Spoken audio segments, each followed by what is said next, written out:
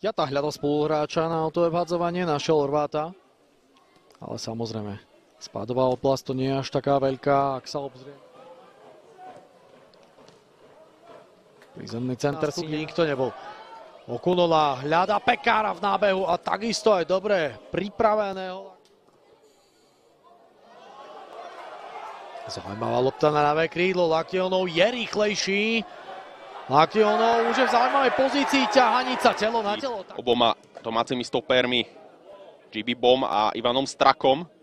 Práve Straka teraz vyváža loptu až na súperovú polovicu, bude sa snažiť hĺbkovo 5 stretnutí v rámci druhej najvyššej slovenskej futbalovej súťaže. Gól zatiaľ diváci videli iba pôsobenia v Spartaku Myjava.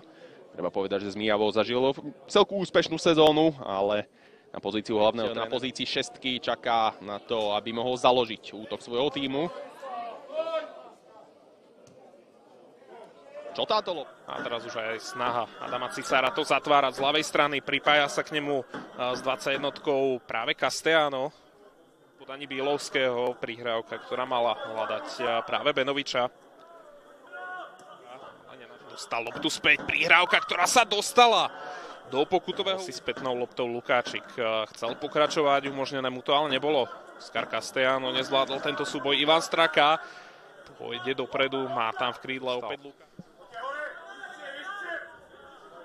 Svojho spoluhráča do dobrej situácie, hráči Myjavy tam boli veľmi blízko. Stále ostáva na lopte, dokonca vysiela aj prihrávku do ofenzívy. Tá následujúca Oskara tiaľ nerozhodný. Dal Samuela Farského. A výborný zisk. Už len trojica obrancov,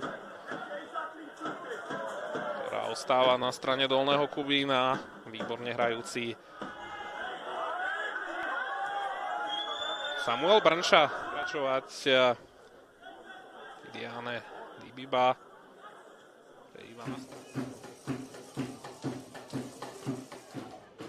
Futbaláci pohybom vypýta loptu, pohľadná kombinácia hostí, ale opäť Sabo chrbtom k bráne, to má veľmi náročný na svojej pozícii ľavého krydelníka. No a ak som správne postrehol, ešte do hry prišiel Aldo Baez. Niečo? Tá šanca na zvrat, alebo aspoň na vyrovnanie. Pre Šamorín je veľmi nízka po nevydarenom prvom polčase. V prípade, že stopery dolného Kubína majú loptu v pokoji, tak Šamorinčania nenapádajú. Vedia, že mohol by skúsiť vystreliť. Stále Sabo pri lopte, už je v 16-ke. Čunta sa bude snažiť zabojovať, nezískal. Sa zahrával s loptou v 33. minúte, keď bol napádaný. O loptu prišiel, následne zahral rukou, dostal červenú kartu a odvtedy je to jedno. Nejak zvlášť pohyblivá, domáci majú nahraté. Dolný Kubín farmou. Aj vďaka tomu Dolný Kubín. Čeríková lopta, nerozumel si, ale s Farským a využiť toho môžu Púchovčania. Tlačí Letenaj, súboj proti brankárovi, nezišne posielal na Štefana Holiša. Niektorá s prekvapivým prienikom až do 16-ky, nakoniec tam zaujal a pokomputoval predčasne pod sprchy. Ale príležitosť, do ktorej sa opäť dostávajú Dolnokubínčania, Klabník 4-3. Čo môže značiť, že František Pavúk aj meniť priebeh zápasu a nakloniť. Raritná situácia. Najvyšší. Kolorédy. Jeho pas na Ivana Straku. Nováková lopta bola výborne prečítaná Ivanom.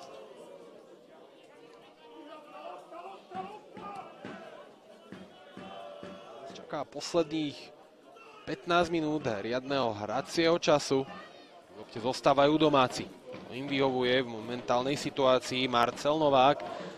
Pokúšal sa ozadou, Biba sa tam ešte dostáva k lopte. Straka, je z toho vyrovnávajúci gól, 1-1.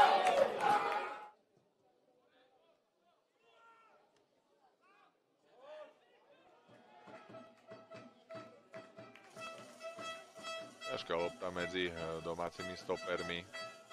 Po ňom útočí Danek. Jeho center ľava. Petr Žalčania prišli o ten moment prekvapenia. Stále sú pri lopte, až teraz nie.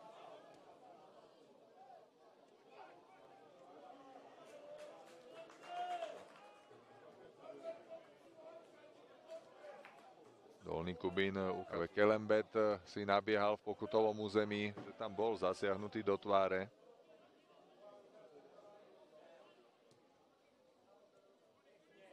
Pekná. Dobrá obrana Šurnovského. To by ho nenašiel, pekná kombinácia, mal že nic.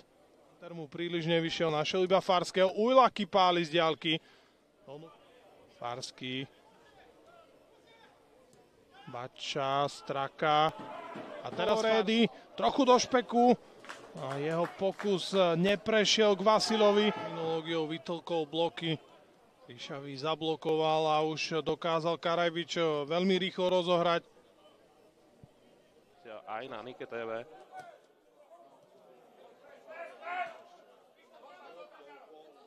A pozor na túto chybu, Streňo sa snažil ešte loptu vrátiť do pokutového územia, kde bol Holub aj domácich rozbehnutý Jaroslav Holub, ktorý bude bránený Strakom. Straku sa Holub síce dostal, ale nie v dispozícii. Bol príliš ďaleko a Vetisian vytiahnutý pozície defenzívneho záložníka. Uvidíme, ako to naozaj bude v ďalších kolách v prípade Mareka Petruša a nasadzovaniu Richarda Župu. Teraz šanca pre domáci tým, centár na jeho úspešný zákrok. Okrem tých brom, ktoré padli, tak nemala ani...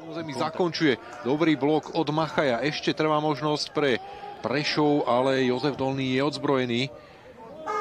No ak by som si mal... Zvyšuje svoje vedenie nad Liptovským Mikulášom na rozdiel 2 gólov. Valašská Bystrica naďalej vedie nad Bečkom Slovana 1-0. Ja ukázal. A opäť tradičný recept, prihrávka od seba, ale tentokrát tým sa venujeme príležitosti Dia. Diao sa veľmi jednoducho zbavil Dabiča. Ten Dolný rozhadzoval rukami, opäť očakával skôr prihrávku na ľavú stranu, kde bola dvojica prešovských hráčov. Gladiš s takým nemastným. Pastorek. Lenže nepresná prihrávka na Pušku okamžite. Už ho išiel stíhať Hanes. Dobrá, opäť lopta za obranu. Teraz už ju Adamec. Gavrilenko, ten získal loptu. Tým, a ten si to už hádzal na 8 gólov. To platilo pred týmto zápasom a to je štvrtý najvyšší počet v lige. A teraz už 10 gólov v prvých polčasoch. Ten nastupoval od 4.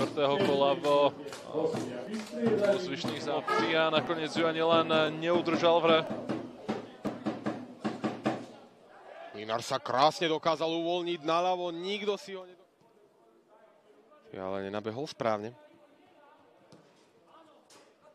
Vrátiť, tu ale sledujme Mlynára, Mlynár si to pekne hodil.